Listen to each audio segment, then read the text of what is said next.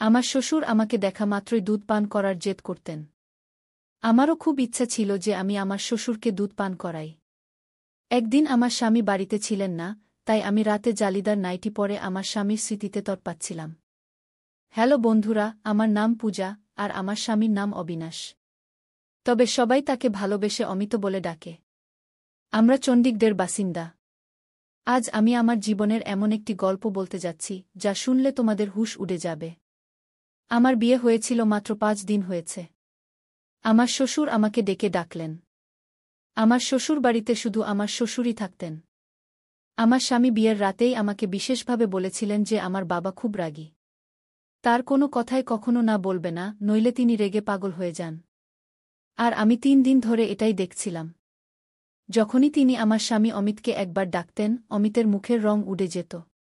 তার মনে হতো যেন ভয়ে কাঁপছে, আর তৎক্ষণাৎ ঘর থেকে বেরিয়ে যেত। আমার স্বামীর এই দুষ্টুমি দেখে আমার মনে শ্বশুরের প্রতি খুব সম্মান জন্মেছিল। রাগের মধ্যে তিনি সত্যিই ভয়ঙ্কর ছিলেন। চতুর্থ দিনে সকালে অমিত আমাকে বললেন, আজ আমরা বাইরে ঘুরতে যাব। আমি খুব খুশি হয়েছিলাম। কিন্তু ঠিক তখনই আমার শ্বশুর অমিতকে ডাকলেন। তিনি তৎক্ষণাৎ ঘর থেকে বেরিয়ে গেলেন।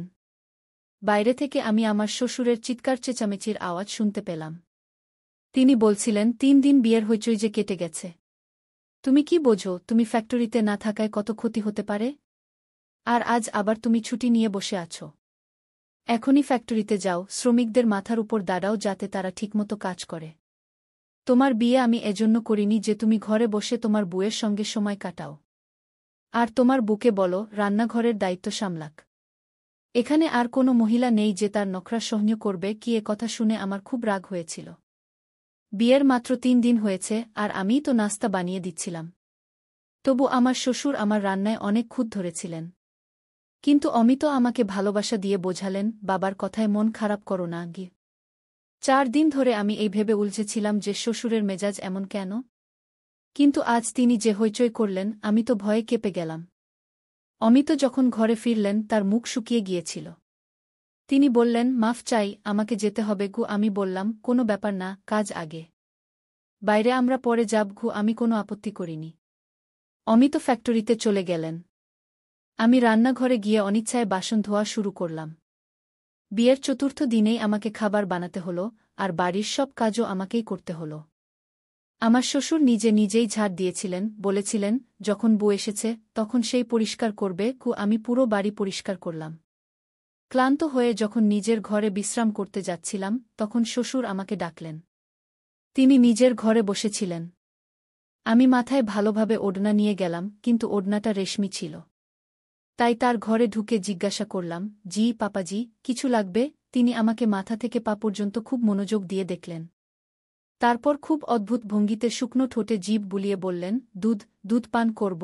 এটা শুনে আমার প্রথমে ওড়নার কথা মনে পড়ল, কারণ আমার বুক থেকে ওড়না সরে গিয়েছিল। আমি তাড়াতাড়ি ওড়না ঠিক করে ঘর থেকে বেরিয়ে এলাম। আমার শ্বশুরের এই আচরণ আমার কাছে অদ্ভুত লাগল। শ্বশুর তো বাবার মতো হয়, আর বাবা কখনো মেয়েদের এভাবে মাথা থেকে পা পর্যন্ত দেখে না। আমি তৎক্ষণাৎ রান্নাঘরে গেলাম। আমার হৃৎপিণ্ড জোরে জোরে ধড়কাচ্ছিল। আমার খুব অস্বস্তি হচ্ছিল। আমি ফ্রিজ খুলে দুধের গ্লাস ভরে ওড়না ভালোভাবে জড়িয়ে শ্বশুরের ঘরে গেলাম। সাইড টেবিলে দুধের গ্লাস রেখে দিলাম। আমি ঘর থেকে বেরিয়ে যাওয়ার আগে শ্বশুর বললেন, একটু আমার কাছে বসো, গল্প করি। এখন তো বাড়িতে তুমি ছাড়া আর কেউ নেই। আমি অনেক দিন ধরে একা ছিলাম, একা বসে বিরক্ত হয়ে যাই। এটা শুনে আমি অস্বস্তিতে পড়ে গেলাম। তার ঘরে শুধু একটা বিছানা আর আলমারি ছিল। বসার জন্য আলাদা কোনো চেয়ার ছিল না। তাই আমাকে বাধ্য হয়ে বিছানার কিনারায় বসতে হল। তিনি এলোমেলো কথা বলতে লাগলেন। কিন্তু যেই তিনি দুধের গ্লাস মুখে দিলেন তৎক্ষণাৎ সেটা সরিয়ে বললেন, এত ঠান্ডা দুধ আমি খেতে পারব না। আমার তো গরম দুধ পছন্দ। এই বলে তার চোখ আমার মুখ থেকে শুরু করে আমার পুরো শরীরে ঘুরতে লাগল। তার চোখে এমন কিছু ছিল যে আমি উদ্বিগ্ন হয়ে পড়লাম। আমার হাতে ঘাম হতে লাগল, মুখে ঘামের ফোঁটা স্পষ্ট হয়ে উঠল। তিনি বললেন, যাও, এটা গরম করে নিয়ে এসো। আমি দুধের গ্লাস নিয়ে উঠে দাঁড়ালাম। 3 দিন ধরে আমার শ্বশুর খুব রেগে কথা বলছিলেন যখন অমিত বাড়িতে থাকতেন। কিন্তু আজ তার সুর খুব নরম ছিল। মনে হচ্ছিল না যে এই সেই শ্বশুর, যিনি 3 দিন ধরে অমিতকে চিৎকার করে ডাকছিলেন আর রেগে কথা বলছিলেন। আমি দুধ পাত্রে ঢেলে একটু গরম করে আবার গ্লাসে ঢেলে তার কাছে নিয়ে গেলাম। গ্লাস এগিয়ে দেওয়ার সময় তিনি গ্লাসের সঙ্গে আমার হাতও ধরে ফেললেন। আমার যেন পুরো শরীরে কারেন্ট বয়ে গেল। আমি ভয়ে হাত ছাড়ানোর চেষ্টা করলাম, তিনি আমার হাত ছেড়ে দিলেন। আমি ঘর থেকে বেরিয়ে যাচ্ছিলাম, তিনি বললেন, আরে কোথায় যাচ্ছ? এখানে বসো, আমার সঙ্গে গল্প করো। এই একাকিত্বের সাপ এখন আমাকে আরও বেশি কামড়াচ্ছে। এই বলে তিনি একটা ঠান্ডা নিঃশ্বাস ফেললেন। আমার আরও বেশি অস্বস্তি হচ্ছিল। তার কথা শুনে আমার অদ্ভুত লাগছিল। তারপর তিনি বললেন, বিয়ের পরের দিন তুমি যে কালো রঙের ফ্যাশনেবল পোশাক পরেছিলে তাতে খুব সুন্দর লাগছিল। আজ সন্ধ্যায় ওটাই পরো। এটা শুনেও আমার খারাপ লাগল। এই অনুরোধ তো অমিতের আমার কাছে করা উচিত ছিল, শ্বশুরের নয়। এরপর থেকে আমার শ্বশুরের আচরণ আমার কাছে অস্বস্তিকর হয়ে উঠল। অমিত যখন অফিসে যেতেন তিনি আমাকে তার ঘরে ডাকতেন। অদ্ভুত দৃষ্টিতে দেখতেন, বারবার শুকনো ঠোঁটে জিভ বুলিয়ে বলতেন, আমি দুধ পান করব। গরম দুধ দাও। আমি দুধ দিয়ে চলে যেতে চাইলে তিনি আমার হাত ধরতেন, বলতেন, আমার কাছে বসো, গল্প করো। আমি কি গল্প করব? আমি কাজের অজুহাতে বেরিয়ে যেতাম, বলতাম, খাবার বানাতে হবে, বাসন ধুতে হবে। আসলে আমার এসব ভালো লাগছিল না। আমার মন অস্থির হয়ে উঠছিল। আমি ভাবছিলাম অমিতের সঙ্গে কথা বলা উচিত। কিন্তু কিভাবে বলবো? তিনি তো বাবার সামনে একটা কথাও বলতেন না। শুধু মাথা নিচু করে কি জি পাপা ই বলতেন। একদিন আমি রান্নাঘরে কাজ করছিলাম, হঠাৎ শ্বশুর এসে আমাকে পেছন থেকে ধরে ফেললেন। আমাকে টেবিলের সঙ্গে ঠেলে দিলেন এবং যা করলেন তাতে আমি আমার সম্মান বাঁচিয়ে নিজের ঘরে চলে গেলাম। ঘরের দরজা বন্ধ করে দিলাম, খিল লাগিয়ে দিলাম। বিছানায় বসে পড়লাম। অস্থিরতা আমার উপর ভর করেছিল। আমার পুরো শরীর কাঁপছিল। আমি ভাবতেও পারিনি যে আমার শ্বশুর আমার সঙ্গে এমন কিছু করতে পারেন। আমার চোখ থেকে অশ্রু ঝরতে লাগল। আমি ঠিক করলাম অমিতের সঙ্গে কথা বলবো। আমি সারাদিন কোনো কাজ করিনি, নিজেকে ঘরে আটকে রেখেছিলাম।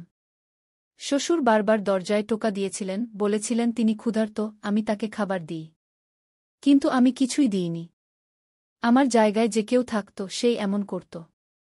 রাতে দরজায় জোরে টোকা পড়ল। অমিত ছিলেন। তিনি বললেন, রবিনা, দরজা খোলো। এটা কি অসভ্যতা? কেন সকাল থেকে দরজা বন্ধ করে ঘরে বসে আছো? অমিতের গলা শুনে আমি দরজা খুললাম। দরজা খোলার সঙ্গে সঙ্গে বাবা ছেলে দুজনেই আমাকে রাগের দৃষ্টিতে দেখছিলেন। বললেন, তোমার একটুও লজ্জা নেই? আমার বাবা সকাল থেকে না খেয়ে আছেন, আর তুমি তাকে রুটিও দাওনি। তার ডায়াবেটিস আছে, তার শরীর খারাপ হলে এর দায় কে নেবে? আমি বললাম, আমি তার দায়িত্ব নিতে পারব না। ভালো হয় আপনি অন্য ব্যবস্থা করুন। আমার এই কথায় অমিত রেগে গেলেন। বললেন, এটা কি অসভ্যতা? পেছন থেকে শ্বশুর বললেন, দেখছ, এখনো 7 দিন হয়নি, আর এর রং দেখাতে শুরু করেছে। আমি আগেই জানতাম এই মেয়েরা বিয়ের পর এমনই করে। আলাদা হওয়ার স্বপ্ন আগেই দেখে ফেলে। আমার স্বামী বললেন, আজ তুমি কথা বললে। পূজা, আরেকবার বললে তালাকের কাগজ হাতে দেব। আমি তোমাকে ত্যাগ করব। এটা শুনে আমার মুখের রং উড়ে গেল। আমার বাবার 7 মেয়ে, তিনি গরিব মানুষ। অনেক কষ্টে দেনমোহর জোগাড় করে একে একে মেয়েদের বিয়ে দিচ্ছিলেন। আমার মা আমাকে বিদায়ের সময় বলেছিলেন, কখনো ঝগড়া করে বাড়ি ফিরে আসিস না। স্বামী আর শ্বশুরের সব কথা মানিস, নিজের সংসার গড়ার চেষ্টা করিস। কিন্তু আমার শ্বশুর যা চাইছিলেন তা আমি করতে পারতাম না। তার আচরণ আর অকারণে অপমান দিন দিন বাড়ছিল। তখন অমিত এত রেগেছিলেন যে আমি যদি কিছু বলতাম তিনি আমাকেই মিথ্যাবাদী বলতেন। আমি কোনো উত্তর দিলাম না। চুপচাপ বিছানায় বসে পড়লাম। আমার শ্বশুর বললেন, অমিত, এটাকে শেষবার বোঝাও। এর মাথা ঠিক করো, নইলে আমি এর মায়ের সঙ্গে কথা বলবো, এর বাবাকে বলবো, তোমার মেয়েকে সামলাও। এই বলে তিনি রেগে চলে গেলেন। আমি শ্বশুরের দিকে রাগের দৃষ্টিতে তাকালাম। অমিত বললেন, তোমার সমস্যা কি? তোমার মাথায় কি 10 জনের দায়িত্ব আছে যে তুমি সামলাতে পারছ না? আমার তো একটাই বাবা মা নেই, ভাইবোন নেই। এমন সংসার পেলে মেয়েরা তো চায় যেখানে কোনো দায়িত্ব নেই। আমি বললাম, কাশ আমার শাশুড়ি দেবরনল থাকত, তাহলে আমি যে অবস্থার মধ্যে দিয়ে যাচ্ছি তা হতো না। আমার কথায় তিনি রেগে আমাকে দেখতে লাগলেন। বললেন, কি সমস্যা তৈরি করেছেন আমার বাবা? তোমার মাথায় শুধু দুবেলা রুটি দেওয়ার দায়িত্ব, তাও তোমার কাছে ভারী মনে হচ্ছে। দেখো, বাড়িতে ঝগড়া ফ্যাসাদ করা হয় না। আমি অফিস থেকে ক্লান্ত হয়ে আসি, এসব দেখতে পারি না। আমার শান্তি চাই। আমি শান্তির জন্যই বিয়ে করেছি, ঝগড়া দেখার জন্য নয় গু। আমি বললাম, অমিত, তাহলে তুমি তোমার বাবার বিয়ে দিয়ে দাও। এটা বলার সঙ্গে সঙ্গে অমিত আমার মুখে একটা জোরে থাপ্পড় মারলেন। বললেন, লজ্জা করে না এমন কথা বলতে? আমার বাবার বয়সে বিয়ে হয়? আমার বাবার দুবেলা রুটিও তোমার কাছে এত ভারী হয়ে গেছে যে তুমি রান্না করতেও পারছ না কি? আমি বললাম, তুমি আমার কথা বুঝছ না কি? তিনি বললেন, কি বুঝব? এটা অর্থহীন কথা। আমার বাবার বয়স ৬০ বছর। তার পা কবরে। তিনি ডায়াবেটিস, রক্তচাপের রোগী। আর তুমি চাও এই বয়সে তিনি একজন মহিলার দায়িত্ব নিক? আমি কি বলব? তার বাবা তো তার ছেলের বউয়ের দিকে নজর রেখেছেন। আমি বললাম, তুমি বিয়ে দিয়ে দাও। আমি তোমার বাবা-মাকে দুজনকেই সামলাব। আমার কথায় তিনি অদ্ভুতভাবে হেসে বললেন, আমার বাবার দুবেলা রুটি তুমি বানাতে পারছ না, আর তুমি আমার সৎমাকে সামলাবে? দেখো, এই বাড়ি আর ব্যবসা সব আমার বাবার নামে। যদি কেউ তার স্ত্রী হয়ে আসে, সবকিছু নিয়ে নেবে। আমাকে আর তোমাকে ধাক্কা মেরে বের করে দেবে। তুমি তো জানো, বাবা রেগে গেলে কারো কথা শোনেন না। আমিও চুপচাপ তার কথা শুনি। এখন থেকে বাবার বিয়ের কথা মুখে আনবে না এই বলে তিনি ঘর থেকে বেরিয়ে গেলেন। এখন আমি ভাবতে লাগলাম, আমি কি করব? আমি আমার শ্বশুরের এমন আচরণ আর সহ্য করতে পারছিলাম না। আর চলে গেলে আমার সংসার ভেঙে যেত। আমরা মেয়েরা কত অসহায়। সংসার গড়তে কত কিছু সহ্য করতে হয়। আমি তালাক নিলে আমার আর বিয়ে হতো না। তালাকশুদা হলে আমার ছোট বোনদেরও বিয়ের সম্বন্ধ আসা বন্ধ হয়ে যেত। আমি তরপাতে তরপাতে কাঁদছিলাম। ওড়না দিয়ে চোখের জল মুছছিলাম, হঠাৎ অমিতের গলা শুনলাম। তিনি বললেন, পূজা, বাইরে এসো। তাড়াতাড়ি নাস্তা আর পরোটা বানাও। বাবার বাজারের খাবার হজম হয় না। আমি বাইরে গিয়ে নাস্তা বানালাম আর ঘরে ফিরে এলাম। সেদিন আমি খাওয়াও খাইনি। কিন্তু অমিত একবারও বললেন না, তুমি সারাদিন না খেয়ে আছো, খেয়ে নাও। পুরুষরা কখনো মেয়েদের খোঁজ নেয় না। তাদের শুধু নিজের কাজের কথা মনে থাকে। অমিত এমনই একজন ছিলেন। আমি তারপর থেকে মুখ বন্ধ করে ফেলেছিলাম। অমিত যখন অফিসে চলে যেতেন, শ্বশুর আমাকে ডাকতেন। আমি খুব বাধ্য হয়ে তার ঘরে যেতাম। আমাকে দেখে তিনি অদ্ভুত হাসি হাসতেন। বলতেন, তুমি কি ভেবেছিলে? তোমার রূপের জাদু আমার ছেলের মাথায় চড়ে যাবে, আর সে আমাকে ছেড়ে তোমার জন্য আলাদা বাড়ি নেবে? তোমার চিন্তাভাবনা বদলাও। আমি তার ডানা কেটে রেখেছি। সে চাইলেও কোথাও যেতে পারবে না, তুমিও পারবে না। তাই আমি কোনো ধনী ঘরের মেয়ের সঙ্গে আমার ছেলের বিয়ে দিইনি। কারণ সে আমার ছেলেকে উড়িয়ে নিয়ে যেতে পারত। তোমাকে এনেছি কারণ আমি জানতাম, তোমার বাবার অবস্থা এমন নয় যে সে তোমার সংসার বানানোর পর আবার তোমাকে নিজের বাড়িতে রাখতে পারবে বা আলাদা বাড়ি দিতে পারবে। এখন যদি তুমি চাও তোমার জীবন সহজ হোক, তাহলে আমি যা বলব তুমি তাই করবে। আমি খুব অস্থির হয়ে পড়লাম। তিনি বললেন, যাও, আমার জন্য গরম দুধ নিয়ে এসো। এই শব্দ আমার ভেতরে আগুন জ্বালিয়ে দিল। আমার ইচ্ছা করছিল নিজেকে শেষ করে ফেলি। এমন নোংরা আর অপমানজনক জীবন আমি সহ্য করতে পারছিলাম না। আমি এখন শুধু খাবার তার ঘরে পৌঁছে দিয়ে তৎক্ষণাৎ বেরিয়ে আসতাম। তার কাছে বসতাম না, কথাও বলতাম না। বেশিরভাগ সময় নিজের ঘরে কাটাতাম। একদিন তো সীমা ছাড়িয়ে গেল। আমার শ্বশুর অমিতেরও লজ্জা রাখলেন না। রাতে খেতে খেতে তিনি আমার ফরমাশে বিরিয়ানি বানিয়েছিলাম। বিরিয়ানি খুব ভালো হয়েছিল। খেতে খেতে তিনি বললেন, আজ তুমি আমার মন খুশি করে দিয়েছ। খুব মজার খাবার বানিয়েছ। অমিত এটা শুনে হাসলেন। আমাকে গর্বের দৃষ্টিতে দেখলেন। কিন্তু আমার একটুও খুশি লাগেনি। তারপর শ্বশুর পকেট থেকে ২০০০ টাকা বের করে আমার দিকে এগিয়ে দিয়ে বললেন, এটা নাও, তোমার পুরস্কার। কিন্তু আমি বললাম, আমি আমার কর্তব্য পালন করছি। এটা আমার লাগবে না। আমার প্রত্যাখ্যানে অমিত আমাকে কড়া দৃষ্টিতে দেখলেন। বললেন, বাবা খুশি হয়ে দিচ্ছেন, না করো না। নিয়ে নাও। অনিচ্ছা সত্ত্বেও আমি ২০০০ টাকা নিলাম। আমি বাসন তুলতে উঠলাম। আমি উঠতেই শ্বশুরও উঠে দাঁড়ালেন। আমার দিকে এগিয়ে এসে আমাকে জড়িয়ে ধরলেন আর আমার কপালে চুমু খেলেন। আমি যেন পাথরের মূর্তি হয়ে গেলাম। তিনি বললেন, তোমার এই বদলে যাওয়া রূপে আমি খুব খুশি।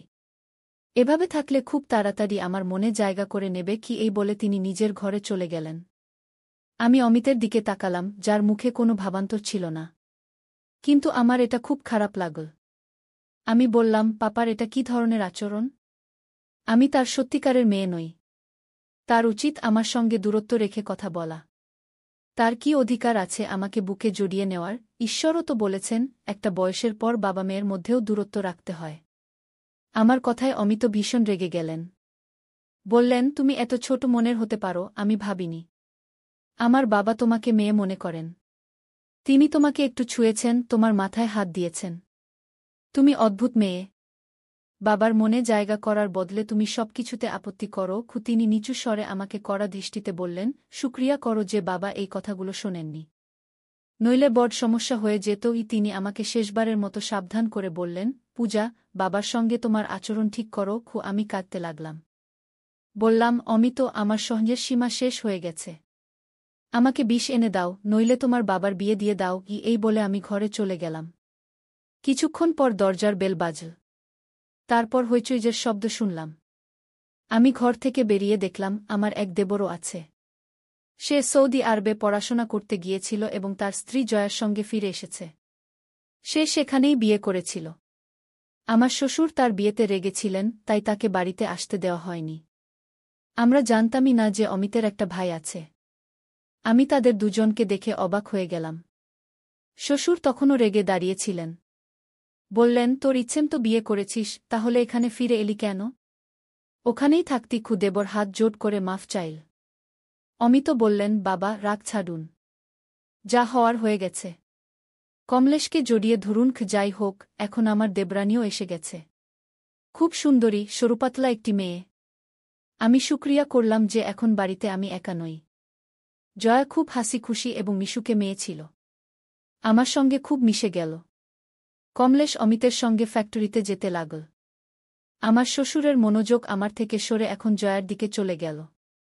এক রাতে খেতে খেতে তিনি বললেন, এখন থেকে আমার সব কাজ ছোট বউ করবে।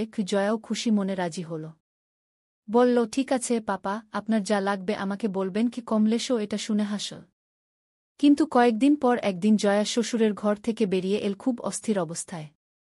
বারবার তার মুখের ঘাম মুছছিল। আমি বুঝতে পারছিলাম সে কি কষ্টের মধ্যে দিয়ে যাচ্ছে। সে রান্নাঘরে গিয়ে চুপচাপ বাসন ধুতে লাগল। আমি জিজ্ঞাসা করলাম, কি হয়েছে? সে বলল, পাপার অভ্যাস আমার কাছে খুব অদ্ভুত লাগে। অদ্ভুত দৃষ্টিতে দেখেন। কখনো হাত ধরে ফেলেন, কখনো হঠাৎ জড়িয়ে ধরেন। কখনো এমন কথা বলেন যে শুনে আমার কানের লতি লাল হয়ে যায়। আমি কমলেশের সঙ্গে কথা বলবো। সে বলেছিল তার বাবা খুব ভালো। কিন্তু তিনি তো সুযোগ পেলেই আমাকে কাছে টানার চেষ্টা করেন। আমার এসব ভালো লাগে না। আমি বললাম, এই দুই ভাই কখনো তাদের বাবার কথার বিরুদ্ধে যায় না। আমিও এই কষ্টের মধ্যে দিয়ে গেছি। কিন্তু অমিত আমার কথা কখনো শোনেননি। সে বলল, আমি কিন্তু কমলেশের সঙ্গে স্পষ্ট কথা বলবো। যদি পাপা এই আচরণ চালিয়ে যান, আমি তাকে বলব আলাদা বাড়িতে যাব। তারপর আবার সেই ঝগড়া শুরু হল, যা আমার আর অমিতের মধ্যে হতো। কমলেশ বলল, আমি তোর সঙ্গে 2 বছর বিদেশে একা ছিলাম। এখন বাড়িতে এসে কি হল? 4 দিন বাবাকে রুটি বানিয়ে দিতে হল, আর তুই নতুন নাটক শুরু করলি। জয়া তালাক চাইতে শুরু করল। সেই রাতে অমিত যখন ঘরে এলেন তিনি খুব চুপচাপ ছিলেন। আমি বললাম, অমিত, এখনো কি বলবে আমি ভুল ছিলাম? আমার যে অভিযোগ ছিল, আজ জয়ারও সেই অভিযোগ। এর মানে পাপা কোথাও না কোথাও ভুল করছেন। আমি তোমাকে সত্যি বলছি, তার একজন স্ত্রী দরকার। তার বয়স 6-0 হলেও। তোমার উচিত ছিল মায়ের মৃত্যুর কয়েক বছর পর তার বিয়ে দিয়ে দেওয়া, তাহলে তিনি আমাদের সত্যিই মেয়ে মনে করতেন। আমার কথা এবার অমিতের মাথায় ঢুকল। তিনি একবার বাবার সঙ্গে দ্বিতীয় বিয়ের কথা বললেন। প্রথমে শ্বশুর রেগে গেলেন। বললেন, এই বয়সে আমি বিয়ে করব? তোদের মাথা খারাপ হয়েছে। অমিত বললেন, একজন বিধবা মহিলা আছেন। তুমি যদি তার সঙ্গে বিয়ে করো, এতে কোনো ক্ষতি নেই। তিনি 4-0-5-0 বছরের ভাইদের উপর নির্ভর করে কষ্টে জীবন কাটাচ্ছেন। প্রথমে শ্বশুর নাটক করলেন, কিন্তু 2-4 দিন পর নিজেই বললেন, ঠিক আছে, আমি ওর সঙ্গে বিয়ে করব। কিছুদিনের মধ্যেই আমার শ্বশুরের বিয়ে হয়ে গেল। এর ফলে বাড়ির পরিবেশ অনেকটা ভালো হয়ে গেল। অমিত নিজেই আমাকে বললেন, তুমি ঠিক বলেছিলে। বাবার একজন স্ত্রী দরকার ছিল। আমার নতুন শাশুড়ি শ্বশুরের খুব যত্ন নিতেন। এখন শ্বশুর আমাদের দিকে অযথা তাকাতেন না। আমাদের সমাজে এটা খুব সাধারণ হয়ে গেছে যে বাবার বয়স বেশি হলে সন্তানরা তার দ্বিতীয় বিয়ে মেনে নিতে চায় না। আর এর ফলে নতুন বউদের এমন সমস্যার মুখোমুখি হতে হয়, যেমন আমি আর জয়াকে হতে হয়েছিল। বন্ধুরা, গল্পটি কেমন লাগল? মন্তব্য করে জানাও।